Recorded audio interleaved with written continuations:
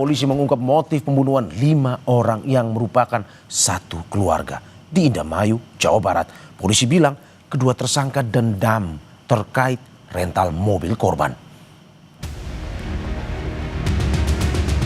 Polisi merilis sejumlah barang bukti kasus pembunuhan 5 orang dalam satu keluarga di Indramayu, Jawa Barat. Polisi juga telah menetapkan 2 tersangka. Keduanya terbukti melakukan pembunuhan berencana. Polisi mengungkap motif pembunuhan karena tersangka dendam dengan salah satu korban terkait peminjaman atau rental mobil korban. Saudara tersangka ini R ini merasa kesal kepada korban ya saudara BA karena sebelumnya pada tanggal 25 itu yang bersangkutan berencana untuk sewa mobil milik saudara BA ini ya. Mobilnya berupa Avanza ya. Kemudian yang bersangkutan ini sudah memberikan uang sewa tadi kurang lebih 750.000 ya. 27 yang bersangkutan ini ke rumahnya untuk mengambil kendaraan tersebut, tetapi ternyata kendaraannya ini sedang mogok ya. Dan saudara BA ini diminta kembali uangnya untuk sewa tadi agar tidak jadi, tetapi ternyata BA ini mengatakan bahwa uangnya sudah terpakai ya. Jadi ada jeda waktu 1 hari tanggal 26 itu setelah transaksi uangnya ternyata terpakai untuk pembelian sembako, sehingga si BA ini juga minta waktu untuk mencari untuk uang pengganti daripada sewa rental ini, tapi saudara Ridin sudah terlalu kesal. Sebelumnya 5 orang dalam satu keluarga ditemukan tewas di Indramayu, Jawa Barat.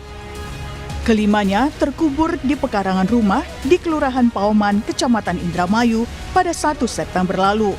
Kelima korban ditemukan warga dan kerabat yang curiga suasana rumah yang sepi. Dari tangan pelaku, polisi menyita sejumlah barang bukti, di antaranya mobil milik korban, pakaian dan sprei korban, serta sejumlah uang tunai. Tim Liputan Kompas TV. Dan untuk mengetahui informasi terkini terkait pembunuhan 5 orang dalam satu keluarga di Indramayu, kita terhubung dengan jurnalis Kompas TV, Vida Alatas, dan juru kamera Abdul Rohim di Polda Jawa Barat. Selamat pagi Vida, dari hasil pemeriksaan lebih lanjut, apakah ada motif lain selain masalah rental mobil yang Anda ketahui? Dan apakah ada dugaan keterlibatan pihak lain selain 2 orang yang telah ditetapkan sebagai tersangka? Dari Kabid Humas Polda Jawa Barat, berdasarkan scientific investigation, lalu juga penyelidikan mendalam terhadap keterangan tersangka dan juga keterangan dari olah tempat kejadian begitu ya Mario dan juga saudara. Untuk sementara ini memang motif dari pembunuhan berencana ini adalah terkait balas dendam yang dilakukan pelaku atau tersangka R kepada korban. Selain itu terkait apakah kemudian ada tersangka tambahan, polisi ini masih mendalami terkait hal ini. Tapi tadi kalau berdasarkan dari penyelidikan yang telah dilakukan oleh kepolisian dari Polda Jabar bersama dengan Polres Indramayu, untuk sementara pelaku yang ditetapkan sebagai tersangka paling tidak ada 2 orang, yakni R yang berusia 35 tahun dan juga P yang berusia 29 tahun.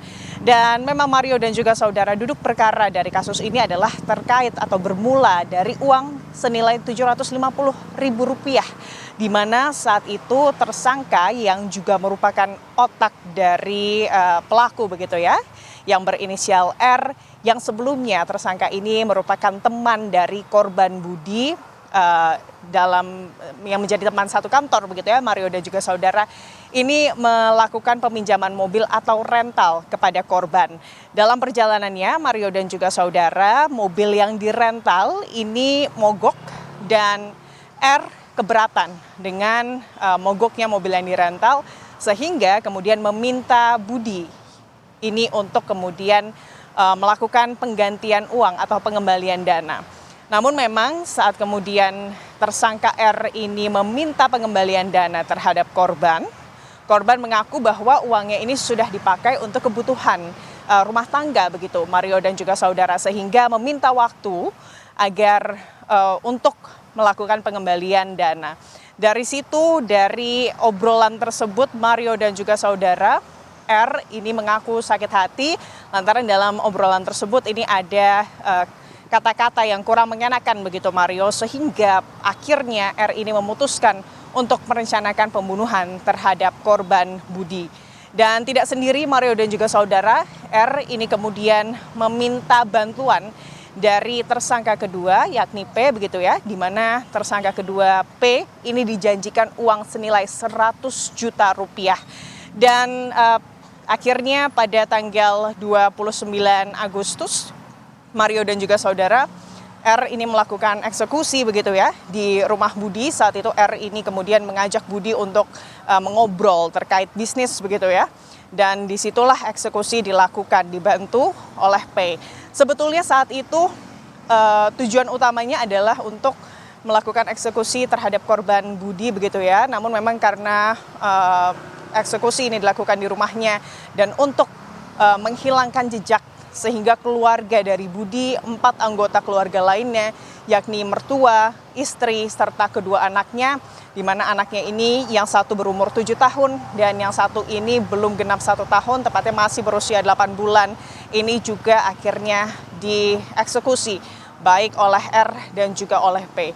Sebetulnya saat itu usai melakukan eksekusi, Mario, P dan R ini langsung meninggalkan rumah, tapi kemudian keesokan harinya karena memang masih meninggalkan jejak, R dan P sempat kembali lagi ke rumah Budi untuk kemudian membersihkan sisa-sisa atau jejak-jejak pembunuhan begitu.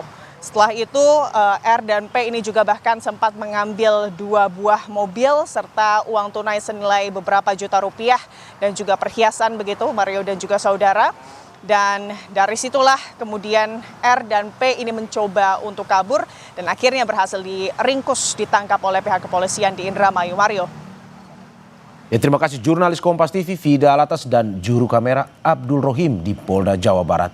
Terima kasih, selamat bertugas kembali.